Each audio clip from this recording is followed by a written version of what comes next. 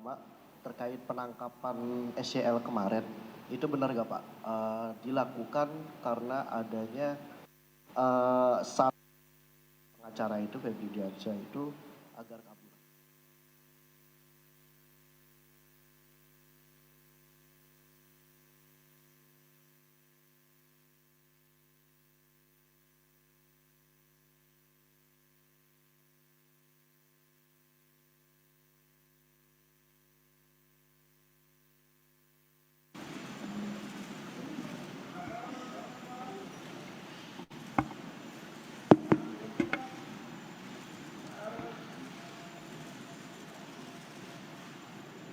Baik, bismillahirrahmanirrahim. Assalamualaikum warahmatullahi wabarakatuh. Selamat malam teman-teman semuanya. Terima kasih kehadiran pada malam hari ini. Kami akan menyampaikan perkembangan dari penanganan perkara dugaan korupsi di Kementerian Pertanian setelah kemarin malam kami melakukan penangkapan, begitu ya. Ini perlu kami jelaskan pada teman-teman, jadi kami bukan menjemput paksa, tetapi melakukan penangkapan sebagaimana surat perintah penangkapan. Ini dua hal yang berbeda ya teman-teman. Kalau kemudian jemput paksa, itu tentu ada surat perintah membawa dan itu terkait dengan apabila orang yang dipanggil oleh penegak hukum mangkir misalnya, itu nanti tindakannya adalah jemput paksa.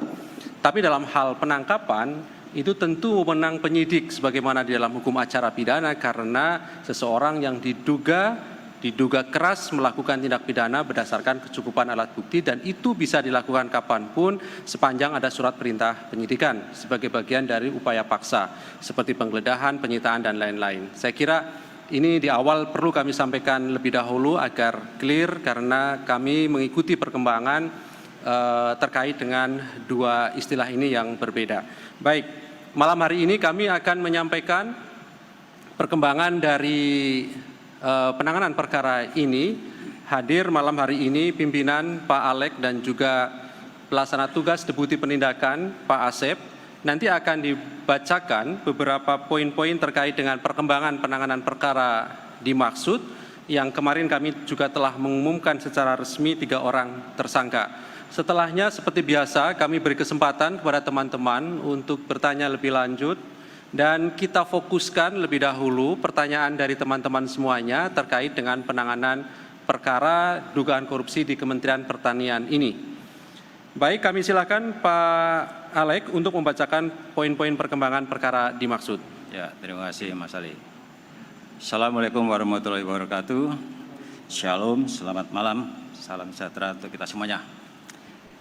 Yang saya hormati teman-teman wartawan, malam ini saya ingin menyampaikan perkembangan terkait dengan penanganan dugaan tindak pidana korupsi yang bersama-sama dilakukan dengan menyalahgunakan kekuasaan dengan memaksa memberikan sesuatu untuk proses lelang jabatan, termasuk ikut serta dalam pengadaan barang dan jasa disertai penerimaan gratifikasi di lingkungan Kementerian Pertanian Republik Indonesia.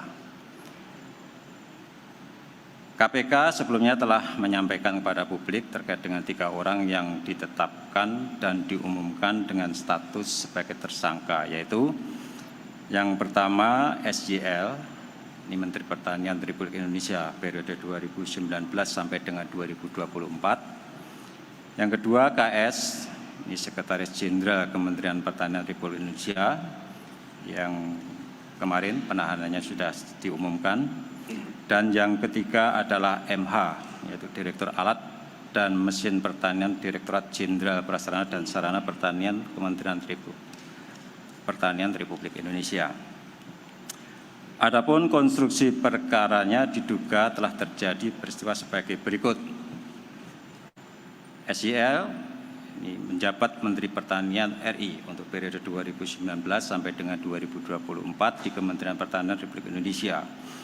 Selanjutnya dalam periode kepemimpinan SJL selaku Menteri Pertanian, KS diangkat dan dilantik selaku Sekretaris Jenderal Kementerian Pertanian, dan MH juga diangkat dan dilantik selaku Direktur Alat dan Mesin pada Direktorat Jenderal Prasarana dan Sarana Pertanian Kementerian Pertanian.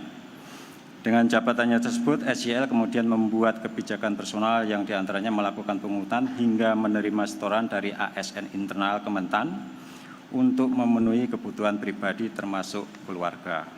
Intinya, kurun waktu kebijakan SJL untuk memungut hingga menerima setoran tersebut berlangsung dari tahun 2020 sampai dengan tahun 2023. SJL menginstruksikan dengan menugaskan KS dan MH melakukan penarikan sejumlah uang dari unit eselon 1 dan eselon 2 dalam bentuk penyerahan tunai, transfer rekening bank hingga pemberian dalam bentuk barang maupun jasa. Terdapat bentuk paksaan dari SJL terhadap para ASN di Kementerian Pertanian, diantaranya dengan dimutasi ke unit kerja lain hingga dialihkan status jabatannya menjadi fungsional. KS dan MH selalu aktif menyampaikan perintah SJL dimaksud dalam setiap forum pertemuan baik formal maupun informal di lingkungan Kementerian Pertanian.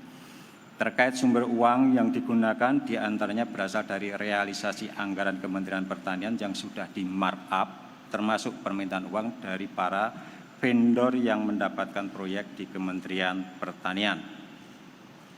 Atas arahan SJL, KS dan MH memerintahkan bawahannya untuk mengumpulkan sejumlah uang di lingkup eselon 1, para direktur jenderal, kepala badan hingga sekretaris di masing-masing eselon 1 dengan besaran nilai yang telah ditentukan SJL dengan kisaran besaran mulai $4.000 sampai dengan $10.000.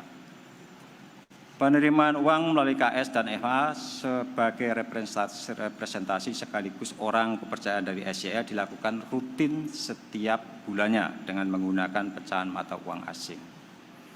Penggunaan uang oleh SJL yang juga diketahui KS dan MH antara lain untuk pembayaran cicilan kartu kredit, cicilan pembelian mobil Alphard milik SJL, perbaikan rumah pribadi, tiket pesawat bagi keluarga, hingga pengobatan dan perawatan wajah bagi keluarga yang nilainya mencapai miliaran rupiah.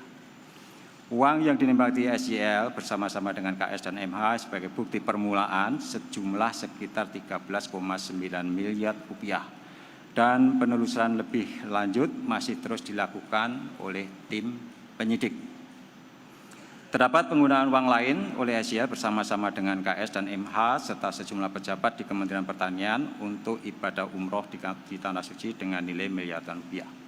Selain itu ditemukan juga aliran penggunaan uang sebagaimana perintah SJL yang ditujukan untuk kepentingan Partai Nasdem dengan nilai miliaran rupiah.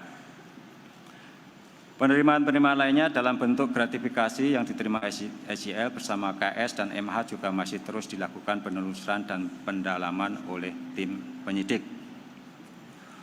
Untuk kepentingan proses penyidikan lebih lanjut, tim penyidik melakukan penahanan terhadap tersangka SJL dan tersangka MH terhitung mulai hari ini masing-masing 20 hari kerja mulai tanggal 13 Oktober 2023 sampai dengan tanggal 1 November tahun 2023 di rutan KPK. Para tersangka disangkakan melanggar pasal 12 huruf E. Ini ureanya apa itu bunyi dari isi dari pasal 12E, saya bacakan. Pegawai negeri atau penyelenggara negara yang dengan maksud menguntungkan diri sendiri atau orang lain secara melawan hukum atau dengan menyalahgunakan kekuasaannya memaksa seseorang memberikan sesuatu, membayar atau menerima pembayaran dengan potongan atau untuk mengerjakan sesuatu bagi dirinya sendiri. Itu isi dari pasal 12 huruf E. Dan pasal 12 huruf B besar, ini terkait dengan gratifikasi, Undang-Undang Republik Indonesia Nomor 31 Tahun 1999 tentang pemberantasan tindak pidana korupsi sebagaimana telah diubah dengan Undang-Undang Nomor 20 Tahun 2001 tentang perubahan atas Undang-Undang Republik Indonesia Nomor 31 Tahun 1999 tentang pemberantasan tindak pidana korupsi junto pasal 55 ayat 1 ke 1 KUHP. Sedangkan tersangka SJL turut pula disangkakan melanggar pasal 3 dan atau pasal 4 Undang-Undang Nomor 8 Tahun 2010 tentang tindak pidana pencucian uang. Demikian saya sampaikan atas nama pimpinan Komisi Pemberantasan Korupsi. Terima kasih. Terima kasih Pak Alek yang sudah membacakan beberapa poin dimaksud. Hari ini KPK melakukan penahanan terhadap 2 orang tersangka, yaitu SJL dan MH, masing-masing selama 20 hari pertama sampai nanti 1 November 2023 di rutan KPK. Kami silakan 3 orang penanya, silakan. Ada yang di sebelah kanan? Ya ada ya, baik kalau gitu, oke, mbaknya boleh, 1, 2, baru sebelah kiri saya semuanya ya. Boleh Mas? Oh ada, oke silakan. Dari Selamat malam, perkenalkan saya Tasya dari Void.id. Izin mau bertanya,